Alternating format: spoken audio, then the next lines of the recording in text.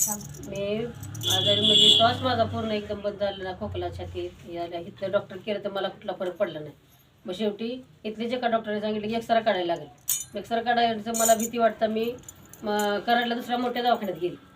तिथं त्यांनी पण सगळी ट्रीटमेंट केली तर तिथं पण फरक पडला. तिथून फरक पडला, तिथं मोठी एक तपासणी झाली तर ते तपासणी सांगितलं की ऑपरेशन करावं लागेल.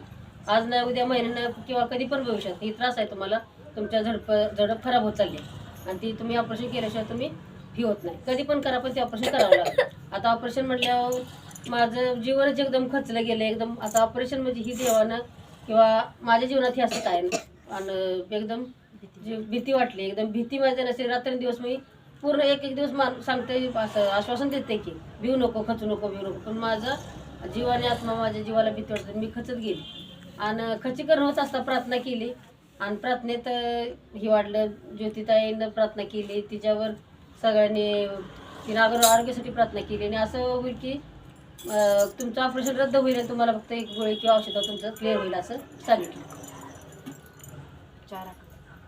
4 आठवडे 2-3 महिना आजारी आपण 4 आठवडे महिना पूर्ण प्रार्थना केली कळल्यापासून त्यांचा रिपोर्ट आल्यापासून. कारण मध्ये पण प्रार्थना केली मुलांनी. तिथं पण काय आमचा मुलगा आहे, सून आहे, लेक जावाई मुलगी आहे, त्यांनी पण प्रार्थना केली. त्यांचा बी असा विश्वास होता की परमेश्वर हे ऑपरेशन रद्द करणार आणि विश्वास तर आणि ऑपरेशन रद्द करून तुला एखादी गोळी चालू कर, परमेश्वर तू भिऊ नको. सगळ्यांनी मुलांनी ही सगळ्यांनी तिथं पण ही सगळी आम्ही आमचं कुटुंब ही आपण सगळे आम्ही ख्रिस्तात आहे. शेवट ख्रिस्ताच्या वाढते त्याच्या प्रार्थनेत आहे आणि त्यांच्या पूर्ण विश्वासानं पूर्ण सगळं एकाच गोळीवर असं केलं. परमेश्वरानं मला आरोग्य दिलं आणि ऑपरेशन माझं रद्द केलं. परमेश्वर ही सर्वांची प्रार्थना मध्यस्थी ऐकली. भारतीला गेलं ते तिथं इथून ही सगळं महिना झाला सगळं रिपोर्ट ही केलं. मग मी चेक करण्यासाठी किंवा असं पाहण्यासाठी तिथे डॉक्टर तिथे गेल्यावर त्याने मला काय ते सगळ्या तपासणी केल्या 2 परत. मग त्यांनी सांगितलं त्या डॉक्टरने की तुम्हाला काय करायची गरज लागत नाही, फक्त वर्षात एकदा एको केला तर चालेल आणि एकाच गोळीवर ठेवली, सर्व गोळ्या तुम्ही बंद करा. अशा प्रकारे मला आरोग्य दिलं आणि मला जीवदान दिलं.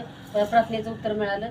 या ज्योतिताई तिने प्रार्थना केली माझ्या हृदयावर ठेवून, तुमचं आत्ता तुम्ही तपासला गेला असता तुमचं ऑपरेशन रद्द होईल, तुम्हाला एकच गोळी चालू ठेवेल असं मला परमेश्वरानं सांगितलं. परमेश्वरानं खरोखर प्रार्थना आहे.